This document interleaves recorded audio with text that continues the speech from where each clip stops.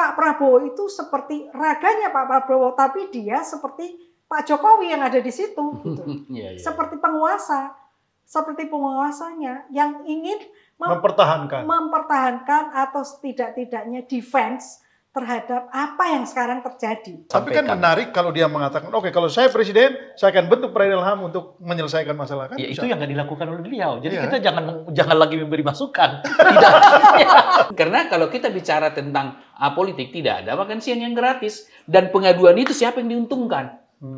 Apakah itu gratisan? Menurut saya tidak. Kalau Gibran tuh pernah loh dilaporkan ke KPK soal dananya gitu.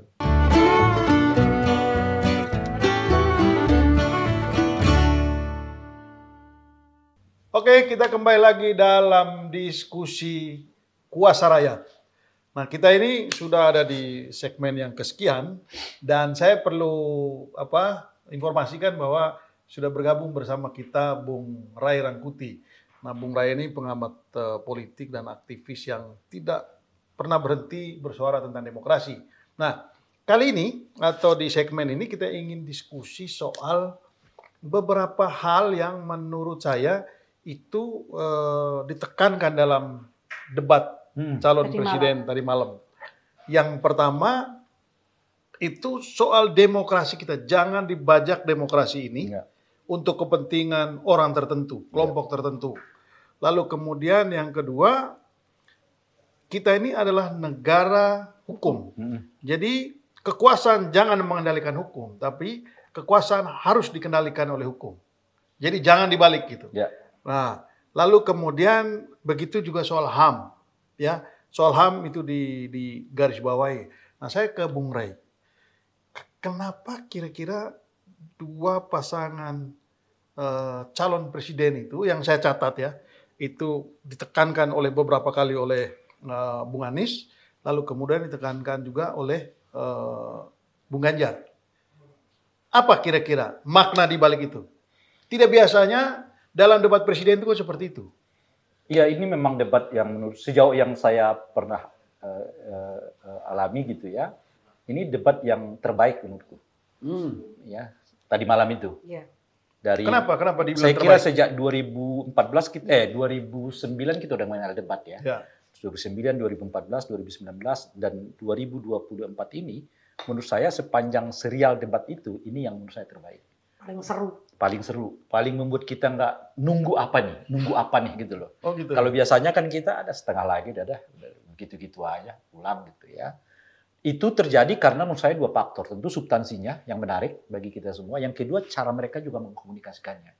Dan cara mereka khususnya 01 maupun 03 memang membuat kita nggak bosan karena nggak monoton. Mereka bisa menaikkan, bisa menurunkan, menggunakan diksi tertentu. Gitu. Nomor 2 memang membosankan. Bung Ray menyebut nomor 1 dan nomor 3. Saya kira sejak 2009. Beliau kan 2014. 2009 lah khususnya. Wakil Cawapres. 2014 Capres-Capres itu hampir bisa dipastikan gayanya nggak berubah. Oh gitu ya? Iya. Oh, Pak Prabowo ini gayanya itu saja. Gitu. Substansi yang disampaikan? Sama. Itu juga? Sama. Justru lebih tidak berkembang. Oh gitu ya? Dibandingkan 2019 kan. 2019 itu mereka beliau sangat kritis, bisa mengatakan saya nggak setuju loh dengan Pak Jokowi misalnya ya, nggak setuju dengan bagi-bagi sertifikat ya macam-macam yang kemudian Pak Jokowi kita ingat lalu memberi pertanyaan kepada Pak Prabowo mengatakan saya tahu sepanjang informasi yang saya terima Pak Prabowo ini punya lahan loh hampir 200.000 sekian hektar gitu ya, 150.000 sekian hektar di Aceh apa gitu. Jadi itu pernah dilakukan. Jadi mungkin karena posisi Pak Prabowo yang lebih defensif itu ya, gitu sehingga membuat posisi ini kan kali pertama beliau menjadi orang yang dicecar gitu. Dua sebelumnya kan beliau yang mencecar terus itu.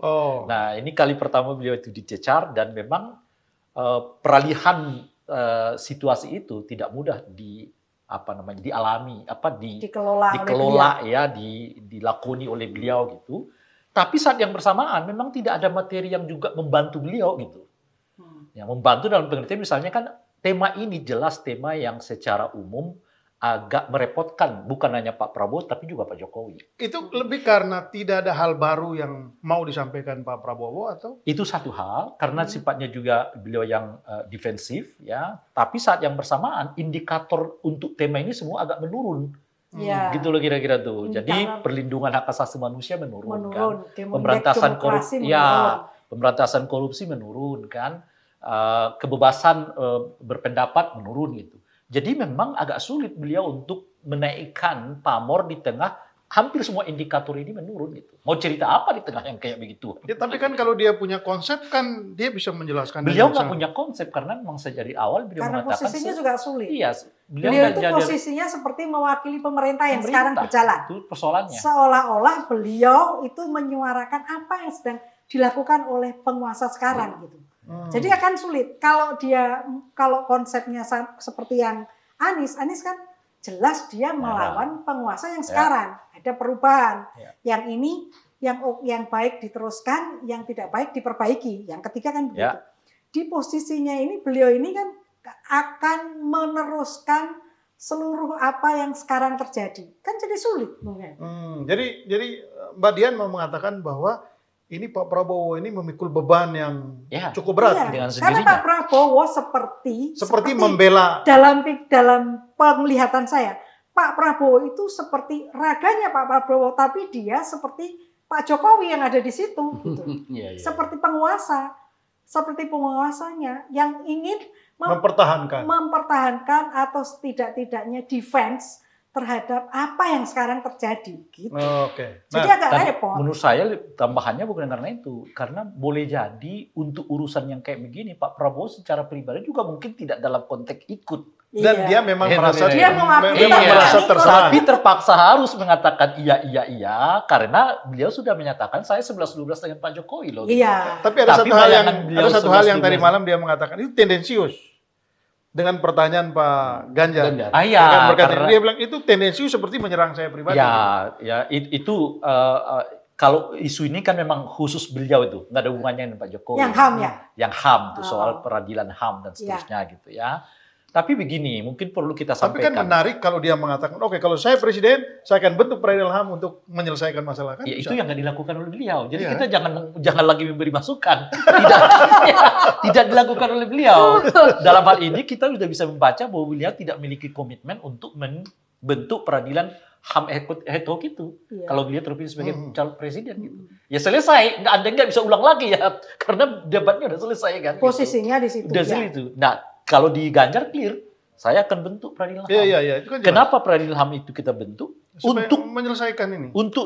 menjawab keresahan Pak Prabowo, kira-kira gitu. Iya, Keresahan Pak Prabowo ini kan menganggap bahwa isu HAM ini politik aja, 5 tahunan gitu.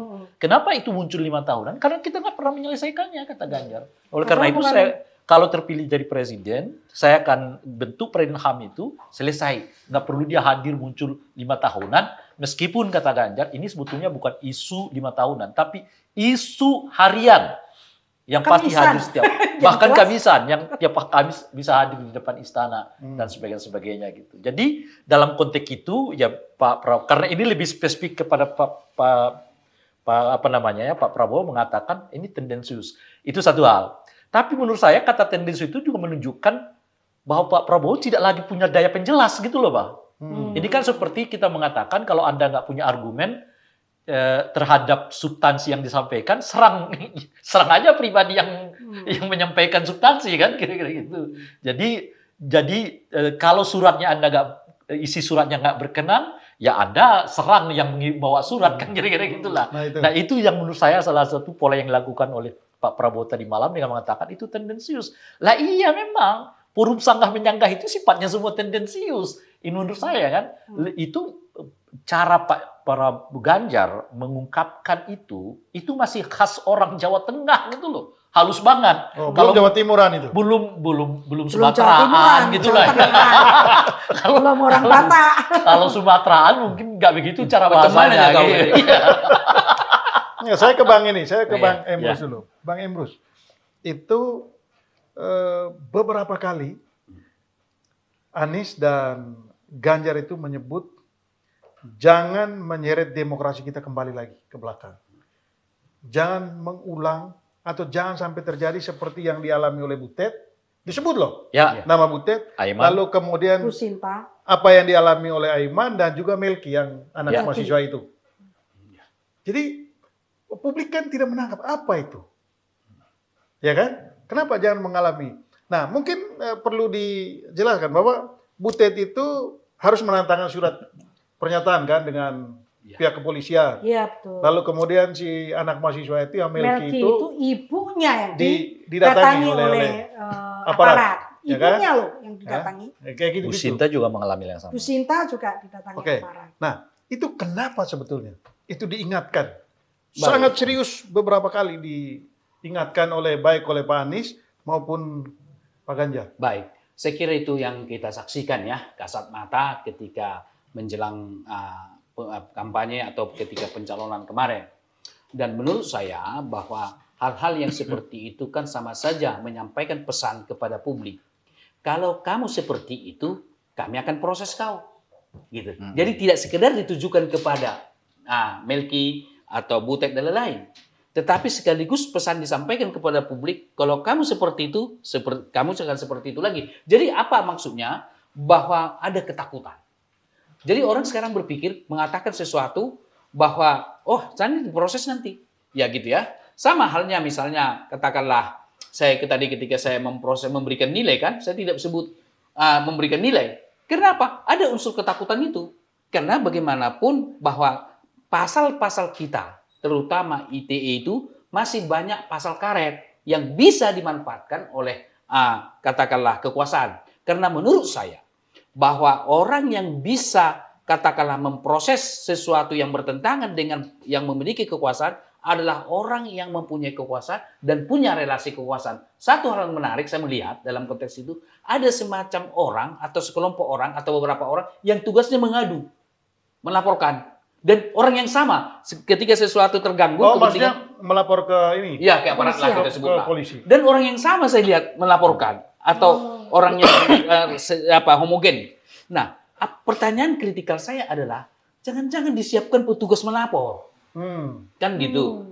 Kalau orang apakah Dan ada harganya itu. Setiap kali saya nggak tahu, melaporan. perlu diinvestigasi. Apakah ada harganya gitu ya? Karena kalau kita bicara tentang politik, tidak ada makan siang yang gratis. Dan pengaduan itu siapa yang diuntungkan?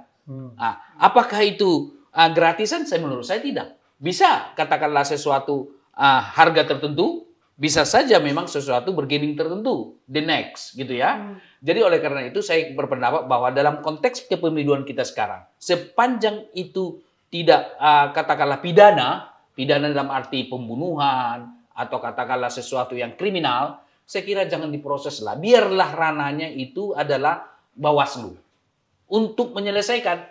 Karena kalau itu masuk ke ranah hukum nanti, itu menjadi repot. Orang menjadi ketakutan dan lain sebagainya. Tetapi bisa menjadi counter efek bahwa masyarakat justru merasa nanti, wah tidaklah mewakili saya. Sehingga yang memiliki kekuasaan itu atau calon yang punya relasi dengan kekuasaan bisa saja jadi tidak dipilih. Bang Sebastian, demikian. Oke. Nah, saya ini ya, kalau mencoba masuk ke sini juga.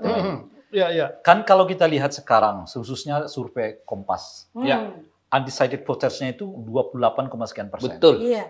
Kalau ditambah sebetulnya dengan jumlah pemilih yang masih sudah milih tapi masih bisa berubah, Iya. itu rata-rata dari seluruh calon Jadi presiden 30 itu sekitar 40-an persen. Iya, 40%. Ya, ini semua, Bung Sebastian, pemilih yang rasional nih. Pemilih yang tidak mau menjatuhkan buru-buru pilihan mereka sebelum mereka betul-betul kenal siapa calon presiden wakil presiden. Dan umumnya pemilih yang rasional ini mesti isunya juga isu-isu yang berhubungan dengan penegakan hukum, pemberantasan korupsi, demokrasi, hak Pelayanan asasi publik. manusia, pelayanan publik, etika berdemokrasi, macam-macam. Artinya ini Artinya- debat ini sangat menentukan 28% ini. Iya, yang ingin kita sampaikan itu adalah itu kan pertanyaannya dari kedua belah pihak mengatakan mau mengidentifikasi diri mereka untuk betul-betul dapat menjawab apa yang menjadi keresahan dari 28, sekian persen ditambah dengan 40% itu. Dan itu mayoritas perempuan loh ya. Dan mayoritas perempuan gitu, yang belum menentukan pilihan gitu, bahwa mereka nggak akan pernah ragu-ragu untuk menegakkan hukum, ya apalagi Pak Ganjar kan wakilnya adalah pendekar hukum ya, Iya, mentornya betul, Pak Mahfud gitu ya. Pemberantasan korupsi saya kira di semua calon presiden dan wakil presiden ini yang nggak berkaitan dengan tidak ada kaitannya dengan tindakan hukum lah, itu hanya Pak Mahfud juga gitu loh. Kalau Kaisang, Gibran ya, Gibran, kalau Gibran tuh pernah loh dilaporkan ke KPK soal dananya gitu. Nah, yang dilaporkan dulu oleh kawan kita namanya Ubaidillah bersama dengan Kaisang saat itu dilaporkan, meskipun kemudian KPK mengatakan tidak ditemukan ya unsur yang dianggap katakanlah misalnya koruptif lah macam-macam dan sebagainya. Tapi pernah dilaporkan. Kalau Pak Mahfud kan sama sekali nggak pernah gitu. Nah, oleh karena itulah mungkin mengapa seperti Ganjar itu lebih pede untuk menjelaskan demokratisasi, apalagi beliau mengalami sendiri kan, ditinggal begitu saja ya, kan oleh Gibran ya, dan seterusnya itu gitu. Nah, itu satu hal. Hal yang kedua menurut saya adalah itu mempertegas khususnya dalam ini Pak Ganjar ya. Kalau Anies kan memang dari awal saya beda dengan Pak Jokowi gitu. Perubahan gitu. Tapi kan kalau Ganjar ini orang nyari dia di mana gitu. Nah, dalam konteks inilah yang disebut dengan perbaikan yang diinginkan oleh Ganjar itu. Bahwa semua legasinya Pak Jokowi itu akan tetap saya usung, itu bisa dilihat dari pertanyaan dia kepada Anies, Anda setuju nggak IKN? Ya kan? Dan ternyata Anies mengatakan saya tidak setuju. Tapi beliau mengatakan saya akan lanjutkan. Artinya apa gitu? 70% apa yang menjadi kebijakan Pak Jokowi itu akan saya lanjutkan, 30% akan saya perbaiki, yang 30% itu ada di penegakan hukum, anti korupsi, adab berdemokrasi, kira-kira begitu, dan hak asasi manusia. Oke, ini diskusinya menarik sekali, tapi kita tahan dulu, kita akan lanjutkan setelah yang satu ini.